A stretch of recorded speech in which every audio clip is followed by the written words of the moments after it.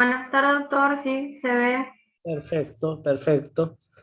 Bueno, antes de comenzar nuestro nuevo tema de hoy, les recuerdo que hay actividades para los que no completaron en la plataforma, que hay que completar, por favor, no se olviden. Hoy me pidió la doctora Bongers que les recuerde, de osteoarticular, de los temas que fuimos viendo. Vamos a comenzar ahora con lo que se llama neuroimágenes, es decir, imágenes fundamentalmente del sistema nervioso central, en las que nos vamos a manejar con tomografía computada. Por eso el título, iniciamos nuestro tema con tomografía computada del cerebro. Vamos a ver que vamos a trabajar sobre el cerebro y sobre el cráneo. Sabemos anatómicamente cuál es la diferencia, qué significa una denominación y la otra. Fíjense que el término correcto sería hablar de cabeza, que es la sumatoria del cráneo con el contenido, es decir, el cerebro y los otros órganos del sistema nervioso central. Ya vamos a ver un poquito más adelante esa cuestión del pedido del estudio y demás. Cuando nosotros hablamos de cerebro, de imágenes del cerebro, recuerden, acá tenemos un esquema básico de los lóbulos cerebrales para ubicarnos después en las lesiones según qué región afecte. Si vemos este corte sagital o como si fuera un perfil, digamos, el lóbulo frontal hacia adelante en relación a la frente, al hueso frontal, los lóbulos parietales a los lados y arriba, un poco más abajo y a los lados, en los lóbulos temporales, hacia atrás el lóbulo occipital, el cerebelo a este nivel, la protuberancia, el bulbo, digamos, también, y continuaría hacia abajo con la médula espinal. Vamos a ir viendo una serie de cortes tomográficos de lo que sería el cerebro. Esquemáticos más que nada todavía. Fíjense, un corte a nivel de los núcleos de la base. Vamos a ver el núcleo caudado por acá. Yo después les vamos a subir este Power a la plataforma, lo van a tener para analizarlo detalladamente, etc. La región de la cápsula interna, el núcleo talámico o el tálamo. Acá tenemos una prolongación frontal hacia la región anterior del ventrículo lateral, los núcleos lenticulares, el núcleo pálido o globo pálido, el tercer ventrículo sobre la línea media. Fíjense que esta imagen a nosotros nos hace ver la totalidad del cerebro. Si fuera una tomografía computada, vamos a hablar del hemicerebro derecho a este nivel y del hemicerebro izquierdo a este otro nivel. Con un concepto que ya ahora, desde el primer día, quisiera que lo tengan en cuenta. El concepto de línea media, ¿de acuerdo? ¿Cuál es la línea media? Esta que yo les estoy marcando acá con el cursor. Esto que está acá, justamente una línea imaginaria a lo largo del cerebro que lo divide en dos. ¿Por qué tenemos que tener en cuenta este concepto, este tema de la línea media? Porque cuando veamos algunas patologías más adelante, vamos a hablar mucho de si hay desplazamiento de la línea media o si la línea media está en su sitio. Eso va a ser muy indicativo de determinadas patologías y del pronóstico de las mismas. También podemos decir lo siguiente, si ustedes observan esta imagen, los dos hemicerebros que conforman el cerebro en su totalidad son muy parecidos, muy similares, pero no son idénticamente iguales. Eso tenemos que tener en cuenta. Fíjense que la anatomía del cerebro es muy parecida en ambos lados, pero no es simétrica un lado con respecto al otro. Tenemos las circunvoluciones cerebrales, todos estos accidentes anatómicos que me va a presentar la masa cerebral, que en definitiva conforman la misma anatomía, pero no la misma imagen. Ojo, al tener en cuenta ese concepto. Fíjense, otra imagen donde agregamos otras estructuras, la región del cuerpo calloso, la zona del cuerpo calloso por acá, en la región frontal, la sustancia gris cortical, que es todo esto que nosotros acá vemos en gris marcado justamente, la región temporal en un corte axial, lo estamos viendo ahora, al principio lo veíamos en un corte o en una imagen sagital, la región occipital, este surco interhemisférico cerebral posterior con el surco que tiene su correlación con el surco interhemisférico cerebral anterior. Una serie de elementos anatómicos que es nada más que para recordarnos la neuroanatomía, que seguramente ya la tenemos estudiada en su momento, pero quizás la tengamos un poco olvidada. Bueno, lo miramos, lo repasamos, para ubicarnos después en la descripción de las imágenes que vamos a ir desarrollando. ¿Cómo vamos a ver una serie de cortes anatómicos del cerebro sin contraste endovenoso? Y acá ponemos una cuestión. La tomografía del cerebro o del cráneo podemos realizarla sin contraste o con contraste. Cuando realizamos con contraste, el contraste que vamos a utilizar es medio de contraste iodado administrado al paciente por vía endovenosa. ¿De acuerdo? Vamos a ver sin contraste y con contraste para ir familiarizándonos un poco más con la anatomía. Vamos a trabajar a nivel de la cabeza, ya sea para cráneo, ya sea para cerebro. Vamos a manejar dos ventanas fundamentalmente. Una ventana en la que vamos a priorizar las partes óseas. Paciente que tenga alguna patología traumática, que estamos pensando algún trazo fracturario o eventualmente alguna alteración degenerativa ósea, bueno, vamos a apuntar a trabajar con ventana ósea. Ahora, si nos queremos meter adentro, por decir de alguna manera, adentro de la caja craneal, vamos a manejarnos con la otra ventana, que es la ventana parenquimatosa, para ver los órganos, el cerebro, el cerebelo, etc. Fíjense en este corte sin contraste, nosotros vamos a manejar un corte bastante bajo. ¿Por qué les digo un corte bastante bajo? Porque fíjense que acá en la región inferior o posterior sería en realidad, recuerden que yo a este paciente para la tomografía lo tengo acostado boca arriba, lo miro desde los pies a la cabeza, voy a tener los hemisferios cerebelosos en la parte baja y posterior. Voy a tener la calota craneal, que me va a recorrer en este corte toda esta porción posterior y lateral. Vamos a encontrar otros elementos anatómicos óseos, como el temporal, fíjense el peñasco, con sus cavidades en su interior. Por acá vamos a ver una estructura hueca dentro de uno de los huesos, que va a ser el seno efenoidal. Ya vamos a hablar más adelante, y en plataforma les vamos a subir sobre el tema de los senos paranasales, para qué sirven, qué son, cuáles son, dónde se ubican, etc. Donde uno de ellos es el seno efenoidal, que va a estar ubicado, excavado en el cuerpo del esfenoides. Por delante vemos esta zona que está por acá, con densidad aire, otras estructuras que corresponden a otro grupo de senos paranasales, que son las celdas o celdillas etmoidales o senos etmoidales, mucho más pequeñitos. Por acá, esta zona con densidad aire o vacío va a corresponder a las fosas nasales. Por acá adelante, fíjense, vamos a tener las órbitas. Este no es un corte por la altura para poder ver el contenido orbitario que es o que son los globos oculares.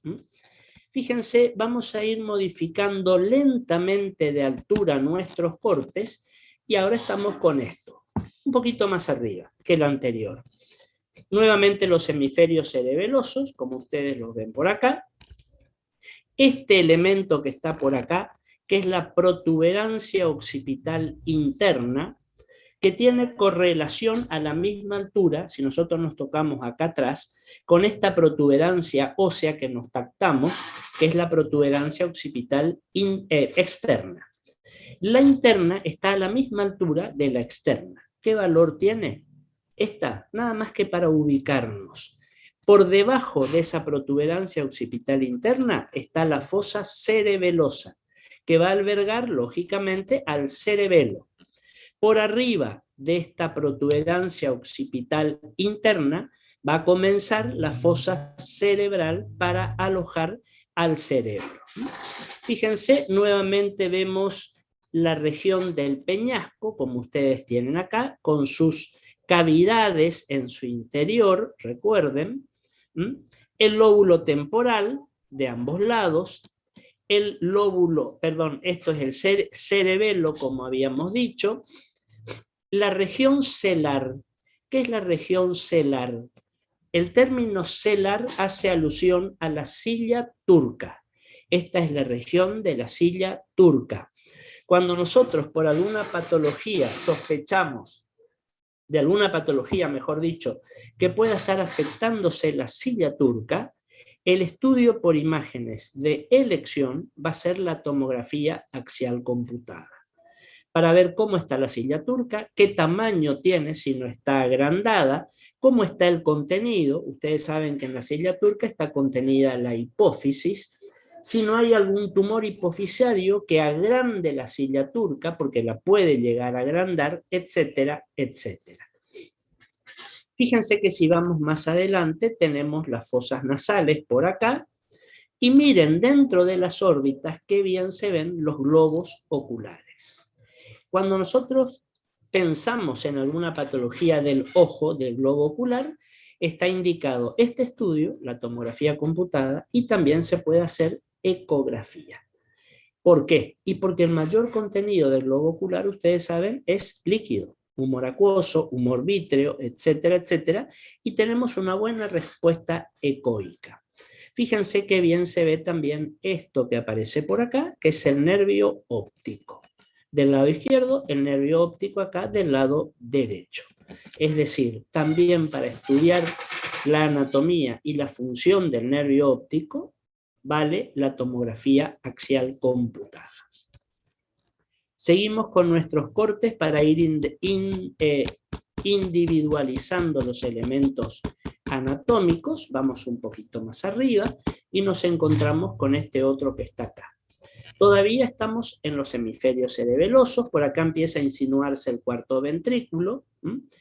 Hay algunas arterias que pueden aparecer, la protuberancia anular, parte del tronco cerebral, el lóbulo temporal derecho, nuevamente vemos la silla turca, tomada un poco más arriba, por eso la vemos más estrecha, porque estamos tomando el dorso de la silla turca, que es esto, con sus apófisis clinoides, recuerden, posteriores y anteriores.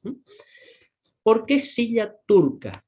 Silla turca porque hace alusión a las sillas usadas en la antigua Turquía, que son copias o están inspiradas en los tronos de los sultanes turcos. ¿Qué característica tenían estos tronos? Diferentes de los tronos de los reyes de Occidente. Eran una especie de silla baja que tenía un respaldo, pero no tenía apoyabrazos. Y estaba a una altura baja, digamos, del piso. Era como también llamaban diván. El sultán, que era la autoridad máxima del Imperio Otomano, se echaba sobre ese trono, sobre esa silla turca, y ahí recibía a la gente que venía por algún motivo a entrevistarlo, a plantearlo sus problemas, y sobre todo a los delegados o a los embajadores de otros países. Fíjense, de esa manera de estar el sultán echado en un nivel más bajo, todos los que venían a verlo tenían que inclinarse hacia él para saludarlo y para poder mantener la entrevista. Una manera, digamos, indirecta de sumisión, del agacharse, del inclinarse hacia la autoridad del sultán, que era la máxima autoridad del Imperio Otomano, del Imperio Turco antiguo. Esta estructura que forma parte del efenoides es como si fuera una silla turca. Tiene asiento, fondo y tiene respaldo. Tiene apófisis clinoides y una serie de ligamentos interclinoideos, cruzados, laterales, para, digamos, de alguna manera dar cerramiento a ese espacio y protección de ese órgano tan importante que es la hipófisis, que es la madre reguladora de todo nuestro funcionamiento hormonal endocrino, que se ubica en esa zona. Fíjense Por acá, nuevamente las fosas nasales, las cavidades orbitarias, se ve parte de ambos globos oculares. Y en todo su contorno vamos viendo la calota craneal. Hacemos un corte un poquito más abajo y vamos a tener, fíjense, ya estamos trabajando por arriba de la, cortando mejor dicho, por arriba de la protuberancia occipital interna, es decir, esto que nosotros tenemos acá ya es cerebro, con las distintas cisternas o colectoras de líquido cefalorraquídeo, la cisterna supracelar, que está por arriba de la ciliar turca, la cisterna silviana del lado derecho, la del lado izquierdo del otro lado, el acueducto de Silvio para comenzar a drenar y a llevar ese líquido cefalorraquídeo que ustedes saben, lo veíamos en columna, va a bañar, va a envolver toda la médula espinal. Y ya más adelante estamos teniendo una imagen del seno frontal, ubicado en la tabla vertical del frontal, que es otro de los grupos de los senos paranasales.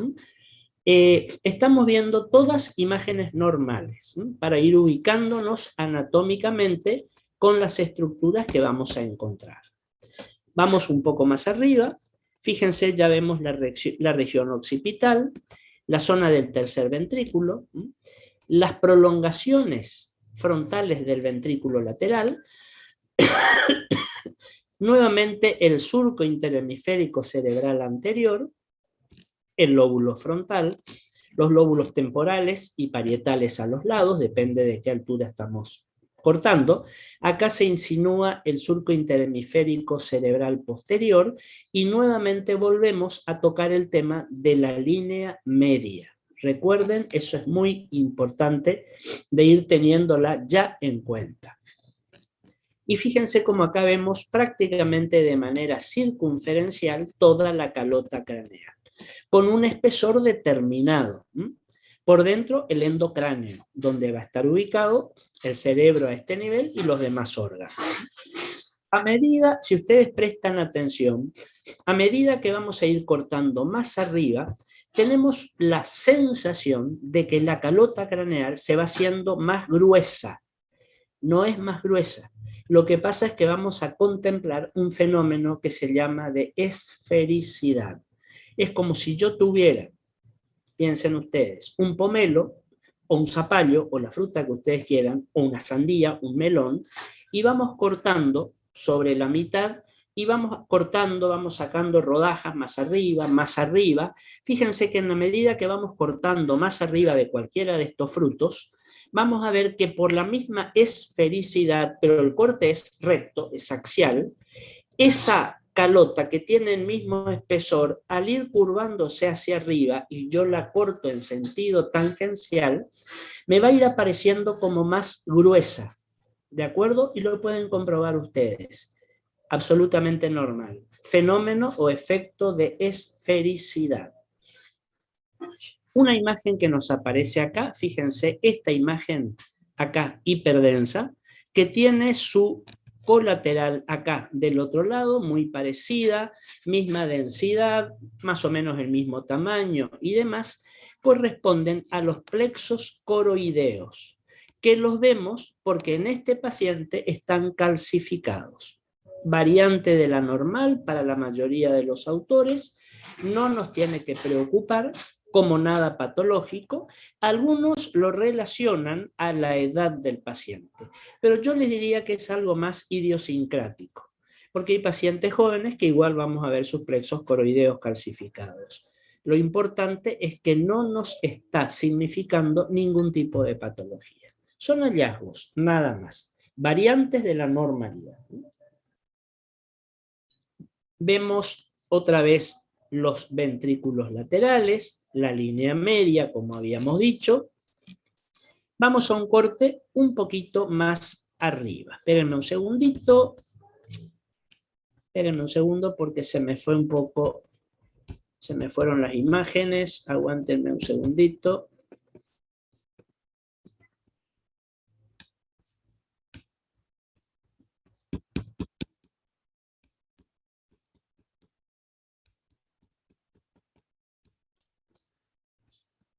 Esta es la que estábamos viendo. Sí, señor. Vamos a ver otra que está un poquito más abajo. Más arriba, quiero decir, perdón. Que es esta que tenemos acá. Fíjense, otra vez la línea media. Ya hablamos, por supuesto, de región parietal, porque es más arriba, la región temporal quedó por debajo. Se ven los ventrículos laterales, acá aparece el cuerpo calloso. Observen, por favor, dos cosas. Ese pseudo engrosamiento de la calota, por el fenómeno de felicidad que acá lo pueden ver, y empieza a verse mejor la cuestión de la línea media. Está más marcado el surco interhemisférico a nivel de la línea media, lógicamente. Y fíjense, este último corte creo que corresponde a esta serie. No es el último, pero bueno, sí, después hay algunos para comparar. Un corte ya más arriba. Fíjense el tamaño, el volumen de la tajada que estamos cortando. Bien arriba, casi sobre el vértex. El vértex es la parte más alta del cráneo, también llamada coronilla. Y fíjense cómo vemos. Menor extensión cerebral, por la forma. Fíjense el grosor de la calota craneal, cómo me aparece mucho más gruesa, pero es por ese fenómeno de esfericidad. Fíjense qué bien a este nivel se nos va a marcar la línea media, que acá va a estar reforzada la imagen por un elemento anatómico que es, disculpen, la hoz del cerebro. Un elemento fibrocartilaginoso que es como que me separara los dos hemisferios y me sirve como un elemento protector para evitar los choques interhemisféricos, que no choquen entre sí o que no golpeen, digamos, que no se rocen entre sí los dos hemisferios cerebrales. Esa es un poco la función de la hoz del cerebro, que por arriba va a alojar, acá no aparece, por supuesto, está alojado el seno longitudinal superior. Un seno venoso importantísimo, de vital importancia para el caso de los niños, y sobre todo de los niños chiquitos. Ahí tenemos una gran cantidad de vasos que ante el traumatismo de esa zona suele ser la causa de la muerte de un bebé que ha tenido un traumatismo, por ejemplo. Y finalmente, para terminar con esta serie, tenemos acá, digamos, un paneo de varios cortes a distintas alturas, donde ustedes a esta altura ya me van a poder decir cuál es el más bajo y cuál es el más alto. Fíjense que están secuenciados ordenadamente. Recordamos lo que siempre decimos en tomografía computada. La lectura, la mirada, el análisis de la tomografía computada lo tenemos que hacer en forma ordenada, o de arriba hacia abajo, o de abajo hacia arriba, pero no en forma alternada, no ver un corte alto, ir al más bajo, subir un poco, volver a bajar, bajar un poco más, subir otra vez, porque eso, por decirlo de alguna manera, nos pierde anatómicamente. Nosotros tenemos esquemas anatómicos incorporados. Bueno, aprovechémoslos entonces. Obviamente de estos 4 cortes, este será el más bajo, este será el más alto. Y les aclaro, pueden o deben seguramente pertenecer al mismo paciente los 4. Y fíjense cómo me va variando la forma, el tamaño de la cabeza, del cráneo. No varía. Es el plano de corte. Hagamos de cuenta que nuestro cráneo, nuestra cabeza es una pelota, o es un zapallo, como ustedes quieran. Y nosotros lo entramos a cortar con tajadas o entajadas en rodajas absolutamente axiales, horizontales, por eso esa variante visual. Fíjense, por favor, y en esto voy a ser muy insistente, el concepto de la línea media, que acá nos marca la línea media, lo mismo que acá, lo mismo que acá, porque después cuando estudiemos las patologías vamos a ver la importancia en el pronóstico si la línea media está afectada o no, si permanece en su sitio o si se lateralizó, fue empujada o fue rechazada hacia algún lado o hacia el otro. ¿De acuerdo? Vamos a ver ahora imágenes muy parecidas o cortes muy parecidos a los que vimos hasta ahora, pero con contraste. Habitualmente, cuando ustedes pidan una tomografía de cerebro o de cráneo, se puede pedir de las dos maneras, les aclaro, o vean, llegan a sus manos, llega el paciente con la tomografía de esta región, van a ver lo siguiente. Van a encontrar una serie de cortes sin contraste y abajo otra serie de cortes con contraste, los mismos, sobre todo para que ustedes puedan comparar unos con otros. Si alguna estructura presentó un refuerzo con contraste o no, eso va a hablar de la vasculatura que tiene. O podrán encontrar una serie de cortes con ventana ósea y otra con ventana parenquimatosa. Todo eso va a depender de lo que ustedes estén buscando. Por eso es tan importante, y muchas veces el médico protesta y no le gusta escribir, porque eso es lo que habitualmente sucede, cuando pedimos una historia clínica, hacer un breve resumen de lo que tiene el paciente o de qué están buscando, qué están sospechando, en qué patología piensan, porque eso ustedes no se imaginan cómo orienta al tomografista o al técnico en tomografía o al productor de la imagen, cómo va a enfocar y cómo va a protocolizar su estudio tomográfico. Este paciente tiene sospecha de metástasis cerebrales o tiene una sospecha de metástasis en calota o se está buscando un hematoma extradural o se está buscando un ACV isquémico. Bueno, todo eso, todos esos datos son de suma utilidad para la persona que va a realizar el estudio. Sobre todo para ver con qué ventanas se va a trabajar y si es con contraste o sin contraste, eso ustedes lo tendrán que especificar. Tomografía computada de cráneo sin contraste o con contraste o sin y con contraste. Si ustedes no especifican lo del contraste, el paciente va a ser sometido a una tomografía sin contraste. Cuando yo quiero que tenga contraste, tengo que escribir con contraste endovenoso, porque el paciente tendrá que ser sometido a la administración de medio de contraste iodado, endovenoso, tomar las precauciones. Acuérdense cuando hablamos de urograma excretor en la parte de aparato urinario, etcétera, etcétera. Recuerden algo. La información que ustedes van a recabar de cualquier estudio radiológico, tomográfico, resonancia, eco, lo que fuera, la utilidad que ustedes van a sacar, el beneficio que van a sacar, va a depender indudablemente en gran parte de la calidad del estudio, de la expertez de la persona que hizo el estudio, pero en gran medida va a depender de cómo ustedes pidieron el estudio. No todos, desgraciadamente, piden como corresponde el estudio. Por eso fíjense que en cada tema que vamos tocando, yo hago hincapié en el nombre del estudio y en cómo pedir el estudio. El radiólogo, el tomografista, el ecografista, el que sea, va a hacer lo que ustedes pidan. Y si ustedes pidieron mal, ustedes digo el médico, no el radiólogo, el médico clínico, el gastroenterólogo, el neumonólogo, el urólogo, el neurólogo, quien fuera, si no lo pidió bien, no va a encontrar lo que está buscando. ¿De acuerdo? Entonces recuerden siempre la importancia de pedir bien el estudio. Y en el caso de la tomografía, ese breve resumen, 3, 4 líneas, no más. Paciente sospechado de tal cosa, que presenta tal cosa, solamente eso.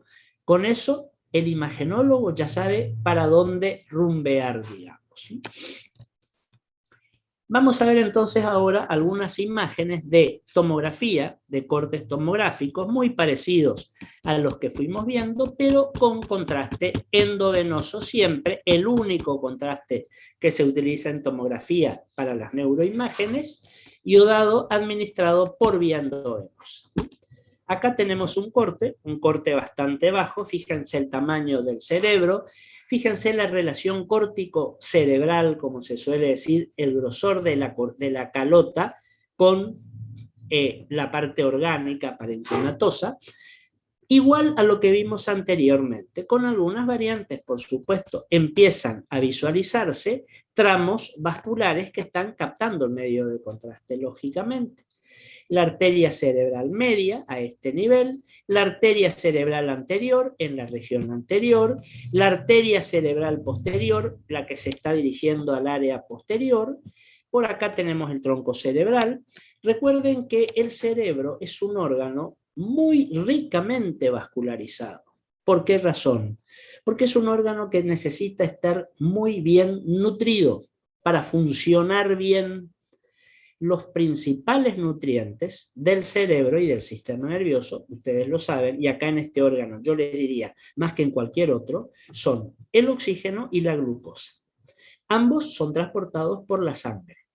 Por lo tanto, el cerebro, el cerebelo, el tronco, son órganos sumamente vascularizados. Por eso siempre nos van a aparecer muy bien reforzados, mejor dicho, con el contraste. Y si vamos a nivel cerebral, en general, para hacerla fácil, en realidad es un poco más complicado, la región anterior del cerebro va a estar irrigada por la arteria cerebral anterior, derecha e izquierda. La porción media, por la arteria cerebral media del lado izquierdo y del lado derecho. Y la región posterior, por la arteria cerebral posterior del lado derecho y del lado izquierdo. Cortamos un poquito más abajo. Tenemos acá, fíjense, vamos a seguir viendo las mismas estructuras de hoy. Acá nos está apareciendo el tercer ventrículo, perdón, que me fui, esto está sumamente sensible, no sé qué le pasa.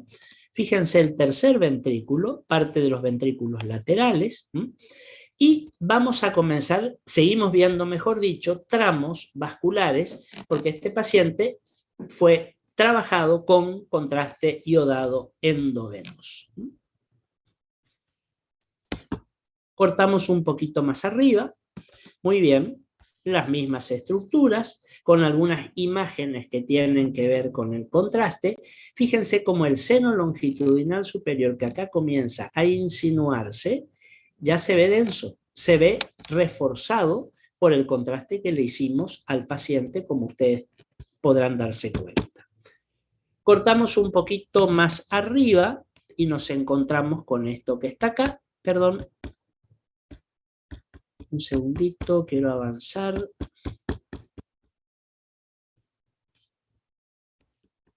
Ya continúo. Donde vamos a observar, por ejemplo, el seno cavernoso, que comienza a reforzar con el medio de contraste. Es un corte más o menos a la altura del que habíamos visto anteriormente. Fíjense los globos oculares, qué bien se ven en tomografía. En radiología no los vemos. En radiología los globos oculares, los ojos, no aparecen sencillamente porque no tienen la densidad propia suficiente para poder aparecer en una radiografía. En tomografía los vemos espléndidamente, como ustedes se dan cuenta acá en esta imagen. Cortamos más arriba, fíjense las arterias cerebrales anteriores, las medias, las posteriores, como tienen acá, esa rica vasculatura que yo les comentaba hace un momento. Muy bien. ¿Alguna pregunta hasta acá? ¿Estamos más o menos metiéndonos y ubicándonos anatómicamente? Vamos a ver ahora un poquito la anatomía tomográfica del cerebro con ventana ósea. En realidad yo les diría la anatomía tomográfica del cráneo, porque si trabajamos con ventana ósea vamos a ver los huesos y después lo vamos a ver con ventana parenquimatosa para que ustedes puedan hacer la comparación. Fíjense que los cortes que vimos hasta ahora pertenecían a imágenes sin contraste y con contraste. Ahora vamos a puntualizar un poquito más sobre la diferencia de ambas ventanas, la ventana ósea y la ventana parenquimatosa. Ventana ósea. Fíjense que es como si yo estuviera haciendo una tomografía a una calavera, a un cráneo, justamente a las estructuras óseas. Yo no veo el contenido. Fíjense que yo no veo los ojos, porque es contenido parenquimatoso. Yo no veo parte del cerebro, o cerebelo puede ser, no lo veo, no es ventana para ello, pero sí veo muy bien, fíjense, la calota a este nivel, fíjense las celdas mastoideas, muy bien visualizadas. ¿Dónde están las celdas mastoideas? En la mastoides. ¿Dónde está la mastoides? Tóquense atrás de la oreja. Ese promontorio óseo duro son las celdas mastoideas. Inmediatamente por delante el conducto auditivo externo. Acá lo tienen. Fíjense el clivus, que es parte de la silla turca, acá lo tienen, el seno efenoidal un poquito más adelante, las alas del efenoides, las celdas etmoidales, la lámina perpendicular del etmoides, y comienza a verse parte de algunos huesitos del macizo facial, como son este que está acá y su colateral del otro lado, son los huesos malares. El hueso malar o los huesos malares forman los pómulos, la región de los pómulos. Muchas veces vamos a pedir tomografía computada del macizo facial o del cráneo para ver la zona de los pómulos, de los malares, en el paciente traumatizado, el paciente golpeado, el paciente que le pegaron unas buenas trompadas en la cara, unos buenos puñetazos, donde podemos llegar a encontrar fracturas del hueso malar, que no se ven fácilmente con radiología. El hueso malar es como si fuera, yo suelo decir, un satélite, tiene forma de un satélite, un cuerpo, y tiene tres antenas, una que va hacia arriba, otra que va hacia adentro, otra que va hacia atrás. Bueno, todos esos componentes los vamos a ver muy bien en tomografía. Si es multicorte o de corte fino, lógicamente mucho mejor. Vamos a subir un poquito más nuestros planos de corte. Este es un corte que estamos viendo casi, por decir, a nivel de la base del cráneo. Vamos un poquito más arriba. Bueno, acá tenemos nuevamente el conducto auditivo que nos marca esta flecha larga que está por acá. Fíjense el peñasco, en este caso del lado izquierdo, las celdas mastoides, etcétera. Lo vemos en toda su magnificencia al seno efenoidal, que está excavado en el interior del cuerpo del efenoides, las celdas mastoideas, la cavidad nasal. Fíjense la región orbitaria con lo que serían los globos oculares, los ojos, no visualizables nítidamente porque es una ventana ósea. El malar con una de sus patas que yo les decía hoy, y fíjense la calota craneal, la protuberancia occipital interna. Vamos un poco más arriba, ya casi no vemos la región de los peñascos por la altura del corte, llegamos a ver parte de la silla turca, el dorso, es decir, la parte alta del respaldo de esa silla turca, por decirlo de alguna manera, por delante el seno efenoidal, por delante las celdas etmoidales, las cavidades orbitarias, la cavidad craneal con la protuberancia occipital, pero lo vemos todo como una caja vacía. Valga la comparación porque estamos mirando huesos. Ustedes después de todo esto que estamos viendo, ustedes solitos van a sacar cuáles son las indicaciones de la tomografía computada a nivel del cráneo. Fíjense todo lo que estamos viendo. Bueno, pensemos en patologías o irregularidades de todas estas zonas anatómicas que van a ser las que ameriten el pedido de la tomografía computada. La radiografía del cráneo, frente, perfil, etcétera, nos da una imagen muy básica, muy rústica de lo que es el cráneo o de lo que es la cabeza ósea, ni hablar del contenido, por supuesto. Por eso yo me animaría a decir que en este momento, y desde hace un buen tiempo, la tomografía computada es la que monopoliza la imagen de la cabeza. No podemos dejar de tener en cuenta la resonancia, lógicamente, que ya vamos a ver. Cortamos más arriba, fíjense, ya un corte alto. Acá no hablamos de línea media, no hablamos de seno longitudinal, no hablamos de os del cerebro, porque todo eso pertenece a partes blandas. Acá no lo vemos. Pero vemos, fíjense, el seno frontal, que es uno de los 4 grupos de senos paranasales, decíamos, que van a estar excavados, los frontales, en el interior de la tabla vertical del frontal. Son 4 grupos de senos paranasales. Senos frontales en el frontal, senos maxilares en los huesos maxilares superiores, seno efenoidal en el cuerpo del efenoides y senos etmoidales o celdas etmoidales porque son muy chiquititos y van a estar ubicados dentro de las 2 masas laterales del etmoides. ¿Se acuerdan que el etmoides es como si fuera una cruz, lámina vertical, lámina horizontal o cribosa, nos forma como una cruz, y en los extremos de los brazos de esa cruz están colgando, penden las 2 masas laterales. Dentro de esas masas laterales están los senos etmoidales o celdas etmoidales o bulas etmoidales, como también se les llama.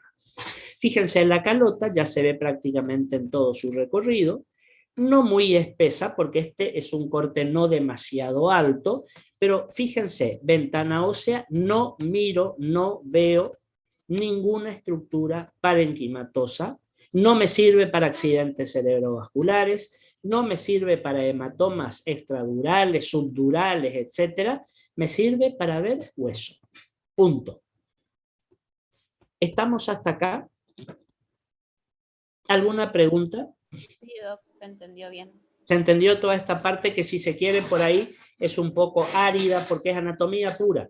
Pero si no nos familiarizamos con los elementos anatómicos que vamos a ver, no vamos a entender la imagen. Y memorizar una imagen sin razonarla, no. Y menos a esta altura de lo que ustedes están cursando. Por ahí a mí me sería más fácil hablar de patologías, largarle los signos, etcétera, etcétera, y memoricen. No es lo que yo pretendo. Tenemos que razonar la imagen. Y para razonar la imagen, y vuelvo a una de las primeras imágenes que vimos a principio del cursado de la materia, era ese triángulo que una punta me decía la anatomía. Tengo que conocer la anatomía de lo que estoy viendo. Otra punta del triángulo era la técnica, conocer con qué técnica estoy observando. ¿Es una tomografía? ¿Es una resonancia? ¿Es una radiografía? Y si fuera una tomografía como en este caso, ¿de qué región? ¿Del cráneo? ¿Del cerebro? Perfecto. ¿Pero con qué ventana estamos viendo? ¿Ventana ósea o ventana parenquimatosa? ¿Tiene contraste o no tiene contraste? Fíjense cómo fuimos a lo largo del año enriqueciendo todo este bagaje de conocimientos relacionados para nosotros con la imagen, por supuesto. Muy bien. ¿Ninguna pregunta hasta acá? Si no hay preguntas, vamos a hacer un pequeño recreo, unos minutos. Estoy con la voz muy comprometida porque es una época de mucho trabajo con la voz y estoy con estudios en la vista también porque, según mi oftalmólogo, creo que les comenté, estoy padeciendo un exceso de pantalla. Entonces tengo que cortar un poco, digamos, los tiempos de exposición a la pantalla. Bueno, mañana me harán algunos estudios, listo, y seguiremos adelante. Entonces, hacemos unos minutos de recreo y nos vamos a meter con la primer patología que vamos a ver. Muy interesante, muy frecuente, y donde la tomografía juega un papel importantísimo. Yo les diría que determinante, porque es la que nos va a hacer el diagnóstico en un paciente en el que tenemos que diagnosticar sin pérdida de tiempo. Porque en gran medida la recuperación de este paciente va a depender del tiempo que transcurrió desde que se instala el accidente cerebrovascular hasta que se lo diagnostica. ¿De acuerdo? Nos vemos en unos minutos, hacemos un pequeño recreo, estamos en la mitad prácticamente de la clase. Nos vemos enseguida.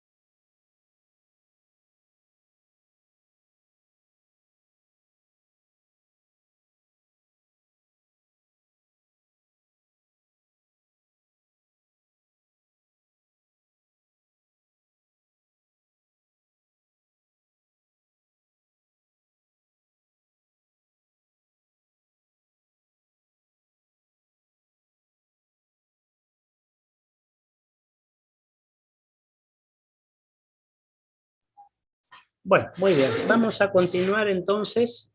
Nos vamos a ir metiendo de a poquito en la patología.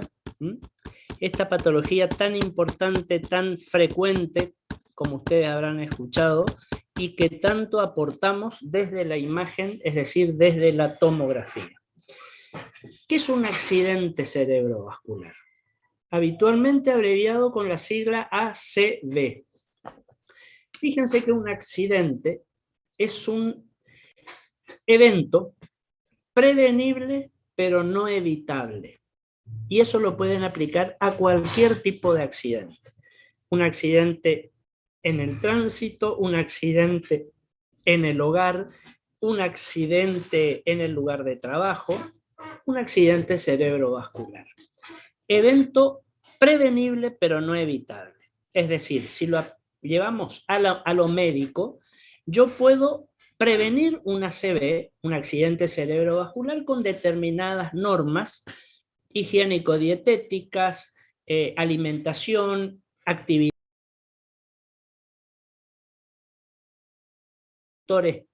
que pueden llegar a sumar diabetes, colesterolemia, hipercolesterolemia, etcétera, etcétera. Puedo prevenir, pero si se da la situación para que se produzca, no lo puedo evitar. Lo mismo que un accidente de tránsito. Puedo prevenir obedeciendo el semáforo, la velocidad máxima, la mano por la que tengo que ir, dar paso al peatón, etcétera, etcétera, etcétera. Pero cuando no se da alguna de estas situaciones, se produce el accidente, en primer lugar. Cerebrovascular, es decir, un accidente, un evento que va a afectar a un vaso del cerebro, seguramente a una arteria cerebral, y puede ser de dos tipos, este accidente cerebrovascular. Vamos a ver ahora uno de esos dos tipos, que es el isquémico. Como su nombre lo indica, la característica va a ser la isquemia que va a presentar y que va a ser consecuencia de ese accidente. Todos sabemos que si hablamos de isquemia, hablamos de disminución en el aporte sanguíneo. Desde el punto de vista de la imagen, son lesiones, recuérdenlo, de menor densidad que el parénquima encefálico. Es decir, ¿cómo vamos a ver a un accidente cerebrovascular isquémico? Hipodenso. ¿Qué quiere decir hipodenso? Menos denso que el cerebro, porque va a ser el órgano donde se va a ubicar. Si yo digo menos denso, voy a ver una zona más negra, más oscura, valga el término que no es el correcto. Tiene una explicación lógica. Si la densidad normal del cerebro está dada por la sangre, por la cantidad de sangre que tenga, si yo tengo un área isquémica que le falta irrigación sanguínea, la voy a ver hipodensa, lógicamente. Son patologías que van a estar circunscriptas al territorio vascular comprometido, el territorio que dependa de ese vaso que está sufriendo el ACV. Va a tener una estructura homogénea y los bordes van a ser regulares. Vamos a poder demarcar sus contornos. Y una cuestión, no refuerzan con contraste endovenoso. ¿Por qué razón? Obviamente, si yo al paciente con un ACV isquémico le hago contraste iodado endovenoso, el contraste va a ir llegando a través de la vasculatura, pero si tenemos una zona que no tiene irrigación, no va a llegar el contraste. Por lo tanto, no refuerzan con el contraste. Estas son todas características signológicas que vamos a encontrar en la tomografía computada. Su detección depende del tiempo de evolución, de la localización y de su tamaño. Contrariamente a lo que se piensa, inmediatamente de producido, por ahí no lo llegamos a ver mejor. En la medida que pase un poquito el tiempo, las horas, se lo va a poder ver mejor. Y si pasa la cronicidad, fíjense, lo vamos a ver, ya tocamos enseguida, más hipodensos todavía. De la localización, sí, hay localizaciones, ya vamos a ver después con los ejemplos, que son más fáciles de ser detectados. Otras nos va a costar un poco más. Y lógicamente de este último factor, que es el tamaño. Si son de un gran tamaño, los vamos a poder identificar, visualizar mucho más fácil, que es si fuera un pequeño vasito que se obstruyó y que produjo la isquemia. En la fase aguda ejercen efecto de masa. Ya vamos a ver sobre la imagen. ¿Qué es efecto de masa? Empujan, desplazan la línea media en sentido contralateral. ¿Por qué razón? Porque toda afectación del cerebro, llámese una ACV, llámese una hemorragia, lo que fuera, una metástasis, un absceso, lo que fuera, va a producir una reacción por parte del tejido cerebral, del parénquima cerebral. Como dicen algunos autores, el cerebro va a llorar. ¿Por qué va a llorar? Porque se va a inflamar. Y al inflamarse va a producir líquido inflamatorio, exudado inflamatorio que va a circunscribir la lesión. Por lo tanto, el contenido de ese área va a aumentar por el líquido inflamatorio, va a empujar la línea media hacia el otro lado. Hagamos de cuenta una cuestión, no hagamos de cuenta, sepamos algo. Nuestra cavidad endocraneal, la cavidad que está dentro de nuestra cabeza ósea, es un espacio pequeño. Entonces, cualquier elemento que se modifique va a modificar en general la distribución anatómica de los componentes. Si cada cosa está en su lugar en un espacio chiquito y yo a eso le agrego exudado inflamatorio, va a aumentar el volumen de ese en mi cerebro y la línea media se va a ver desplazada, empujada, corrida hacia el otro lado. Con la evolución son más hipodensos, se los ven más negros, más hipodensos, se delimitan mejor y puede disminuir un poquito su diámetro. Y también retraer un poco las estructuras, como dice acá, adyacentes, vecinas, o reubicarse estas estructuras. Esto es un poco la epidemiología y la signología del ACV isquémico. Vamos a la imagen, si les parece. Fíjense, nos muestra un ACV isquémico agudo, que podemos decir todavía en una fase bastante aguda, porque no está del todo instalada esa hipodensidad. Pero observen esta imagen. Hemisferio cerebral, perdón. Fíjense, hemisferio cerebral derecho, hemisferio cerebral izquierdo, línea media todavía conservada, y miren por favor el hemicerebro izquierdo. Fíjense este área que yo les contorneo acá con el cursor. Tenue imagen hipodensa en el territorio de la arteria cerebral media izquierda. ¿Se acuerdan que antes del recreo yo les decía que la porción anterior del parénquima cerebral tiene que ver con la cerebral anterior, la porción media con la cerebral media, la porción posterior con la cerebral posterior? Acá seguramente el vaso afectado fue la arteria cerebral media del lado izquierdo. Nos presenta una estructura homogénea, los contornos todavía están más o menos difusos, y está ejerciendo por la localización y por la extensión un mínimo efecto de masa. Fíjense cómo llegamos a ver una muy ligera asimetría entre ambos ventrículos laterales. ¿Cuál suele ser la causa de este ACV isquémico agudo? Una obstrucción arterial, un trombo o un émbolo que tape algún vasito y todo el territorio cerebral que depende del flujo sanguíneo de ese vasito que se ocluyó, que se taponó, deja de recibir sangre. Antiguamente, si ustedes van a la literatura de años atrás, al ACV isquémico se lo solía denominar trombosis cerebral o tromboembolia cerebral, porque era producida por un proceso obstructivo, como puede ser una tromboembolia, una embolia o una trombosis que afecte a determinado vaso cerebral. Miren esta otra imagen. Acá la cosa está cambiando. Fíjense cómo nos habla de una isquemia en el territorio de la cerebral anterior, acá, del lado derecho, pero también en el lado izquierdo seguramente está afectado otro vaso, como puede ser la carótida interna. Fíjense que casi todo el hemisferio cerebral izquierdo está hipodenso. Y acá sí, el efecto de masa es más notorio. Fíjense la asimetría entre ambos ventrículos laterales. Como todo este proceso que seguramente está conllevando una inflamación consecuente, está empujando las estructuras paramediales en sentido contralateral. Se ejerce una mínima hernia subfalcial.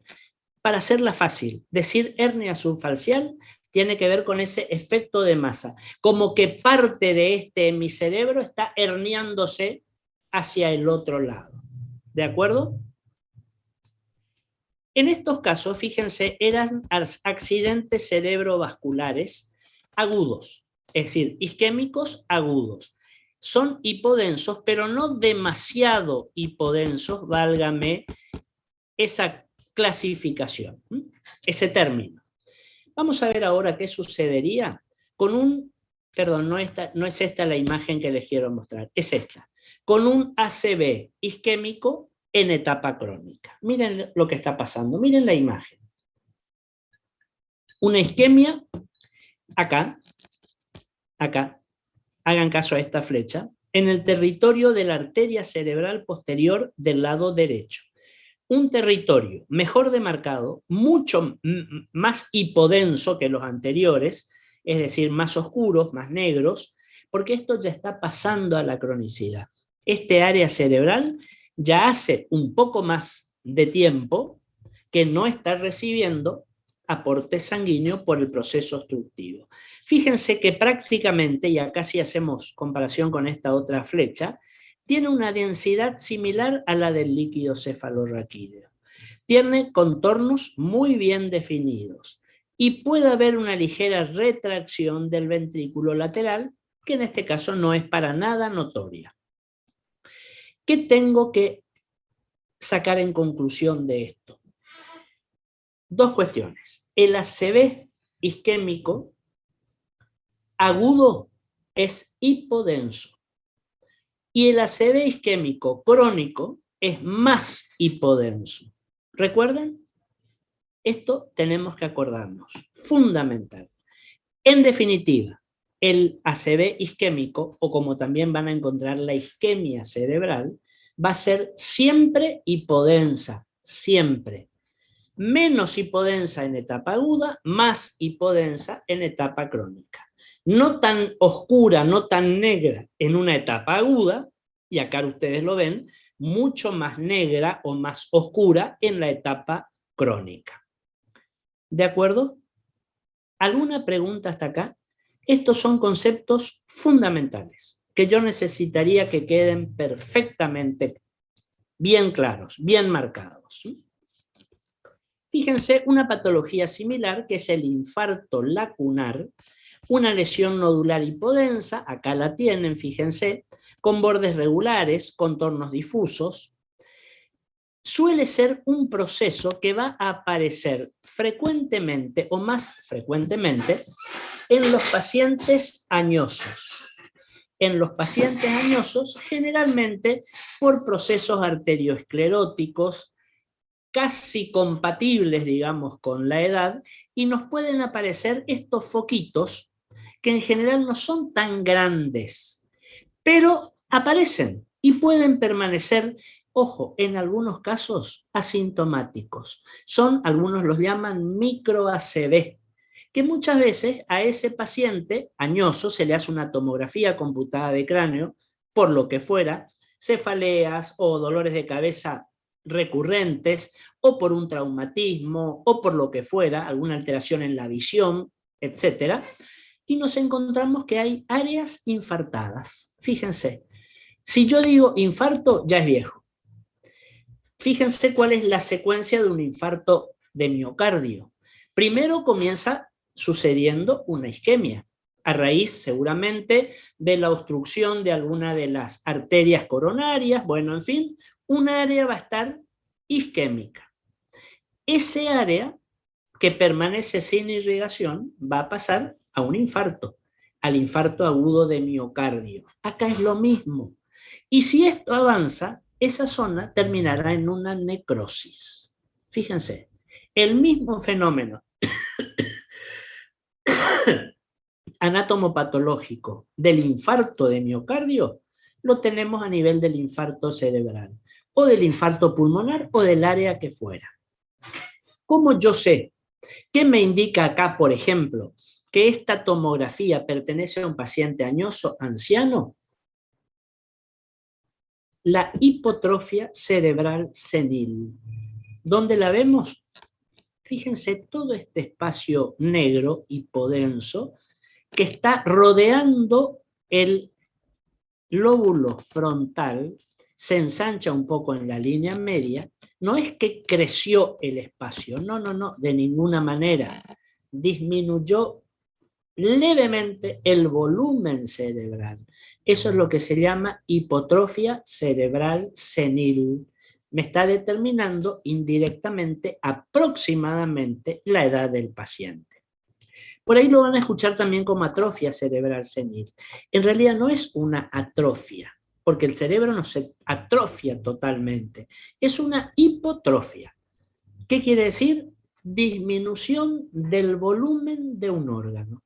Más, menos, depende del grado de que afecte a ese órgano la lesión. Hipotrofia habla de disminución del tamaño. Atrofia habla prácticamente de que ese órgano desapareció. Suele marcarse la diferencia con hipoplasia, que sería disminución en la función de un órgano. Así como aplasia es la anulación prácticamente de la función de un órgano. ¿De acuerdo? Y otra patología que suele estar dentro de este grupo, que es la encefalopatía anóxica. Distintas causas, una disminución notoria generalizada del aporte de oxígeno, donde va a afectar al encéfalo, una encefalopatía de origen anóxico, por falta de aporte de oxígeno. Más raro, algunos lo meten dentro de esta patología, porque, de este grupo de patologías, porque al hablar de una anoxia, muchas veces está relacionada con una disminución en el aporte de sangre. ¿Alguna pregunta hasta acá? Si no hay preguntas, vamos a pasar al otro tipo de accidente cerebrovascular que también lo habrán escuchado más de una vez. El ACV hemorrágico. ¿Qué tiene en común con el anterior? Que también es un accidente cerebrovascular, porque se va a producir en un vaso cerebral. ¿Cuál es la diferencia? La causa y lo que la produce. En este caso vamos a tener una hemorragia. ¿Por qué una hemorragia? Porque se va a romper un vasito del cerebro. ¿Cuál suele ser la causa principal de estos ACV hemorrágicos? La hipertensión arterial, no controlada o descontrolada o mal controlada. Patología o este tipo de ACV va a afectar a pacientes adultos, pero no tan mayores. El otro que veíamos, el isquémico, afecta a adultos, pero de mayor edad. Piensen en la fisiopatología de cada uno. Este afecta a adultos un poco más jóvenes. Lesiones, y acá viene la diferencia fundamental con el anterior, de mayor densidad que el parénquima encefálico. Es decir, los vamos a ver hiperdensos. ¿Por qué? Vuelvo a lo que hoy les decía. La densidad cerebral normal está dada por la cantidad de sangre que normalmente administra el cerebro. Si se rompe un vaso, hay un escape, hay una hemorragia intracerebral, va a haber un aumento de sangre que queda ahí en ese sitio acorralada. Por lo tanto, va a haber un aumento de la densidad. ACV, hemorrágico, agudo, hiperdenso. En fase aguda, una densidad de entre 60 a 90 unidades Hounsfield por tomografía. Una estructura homogénea también, un tamaño variable, dependiendo de qué, y del volumen, del tamaño del vasito que se lesionó y del área cerebral que está dependiendo de ese vaso. Tampoco refuerzan con el contraste. Y ustedes me van a decir, pero si hay tanta sangre, ¿por qué no refuerza con el contraste? Muy sencilla la explicación, porque el contraste va a circular a través de los vasos. Pero esta es sangre que no está circulando en los vasos, sangre que quedó atrapada en el parénquima cerebral. Por ende, no refuerza con el contraste. Y pueden también ejercer efecto de masa. ¿Qué más podemos decir? Lo que ya les dije. Su etiología más frecuente es la hipertensión arterial. Principalmente se van a situar en la región de los núcleos de la base y la cápsula interna. En general, son de peor pronóstico que los isquémicos. En general. Son los que antiguamente se denominaban derrame cerebral. Y por ahí a lo mejor escucharán todavía esa denominación. Los isquémicos, habíamos dicho, trombosis cerebrales antes. Los hemorrágicos, el ACV hemorrágico, antes se lo llamaba derrame cerebral. Con la evolución, dice, disminuye su densidad desde la periferia hacia el centro.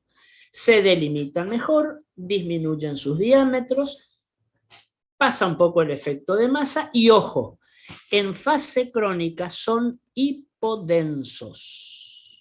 Refuerzan en su periferia con el contraste. ¿Por qué hipodensos? Hago una comparación.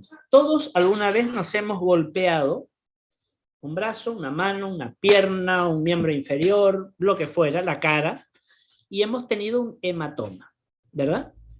Ahora, yo les pregunto, ¿ese hematoma, ese moretón, permaneció siempre con la misma coloración desde que aparece hasta que desaparece?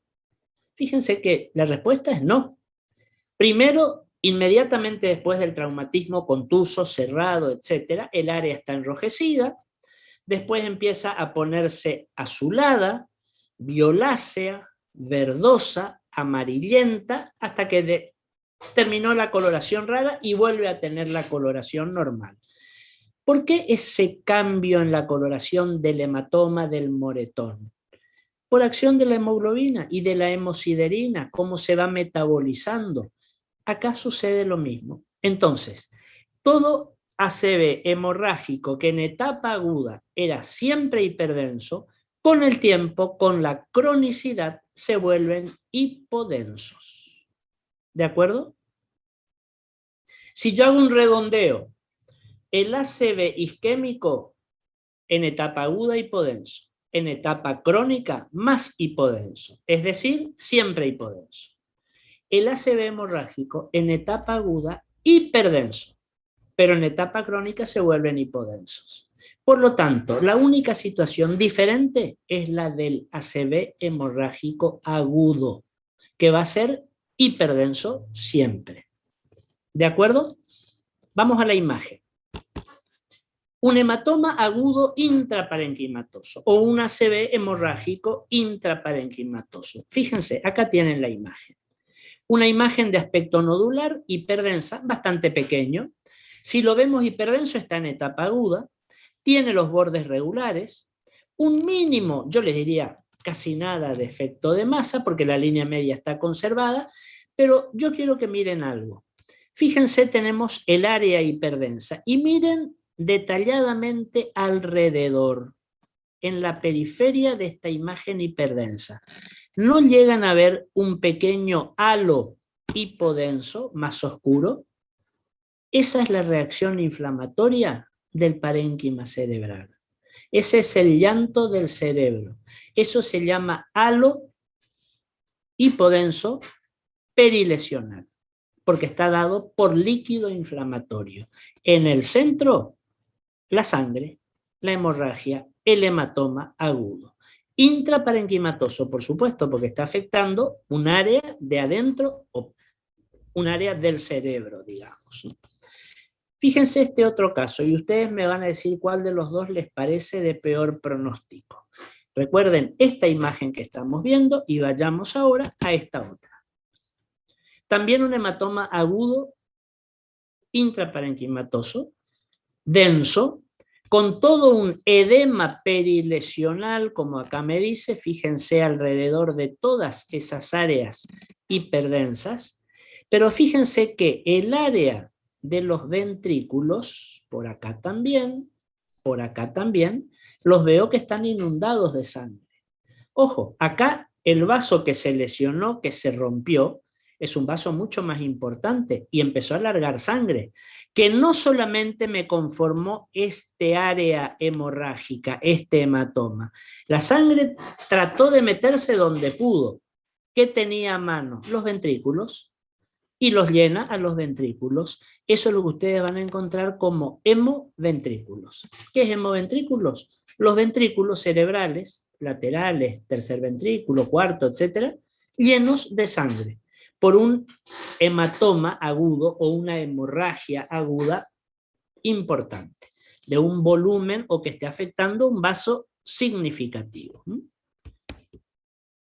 ¿Alguna pregunta hasta acá? Y esta última imagen que les quiero mostrar, cómo vamos a ver, en base a lo que decíamos hoy, un hematoma o una CB o una hemorragia crónica dentro del cerebro. Fíjense el área. En etapa aguda, habíamos dicho, el ACV hemorrágico siempre hiperdenso. Pero con la cronicidad, cuando se vuelve un hematoma crónico, ya no es una hemorragia, ya es un hematoma crónico, se vuelve hipodenso. Se mantiene o se acentúa el edema perilesional. Si le hago contraste, fíjense cómo el contraste me contornea hasta dónde llega la vasculatura. Hasta ahí llega. Adentro no hay vasculatura porque ahí se produjo la hemorragia, con un área central que puede ser un poquito más densa. Y fíjense, dado la ubicación, dado la extensión, dado este gran edema perilesional, fíjense lo que pasó con la línea media. Notoriamente desplazada, en sentido, por supuesto, contralateral, rechazada hacia el otro lado, la hernia subfalcial que hoy decíamos. Un paciente donde esa línea media desplazada, esos ventrículos que están más dilatados, este edema perilesional muy evidente y este área hipodensa, pero con todo un contorno como si fuera una línea, un cordón hiperdenso, a mí me habla de un ACV hemorrágico en etapa crónica. ¿Estamos hasta acá? ¿Quedaron claros estos conceptos? Volvemos a repetir la conclusión. Accidente cerebrovascular de dos tipos, el isquémico y el hemorrágico. El isquémico producido seguramente por la obstrucción de un vaso arterial. ¿Qué pasa en sus dos etapas? Etapa aguda, hipodenso. En etapa crónica se vuelve más hipodenso. El otro, el hemorrágico. La causa, paciente hipertenso. Factor predisponente, sin duda.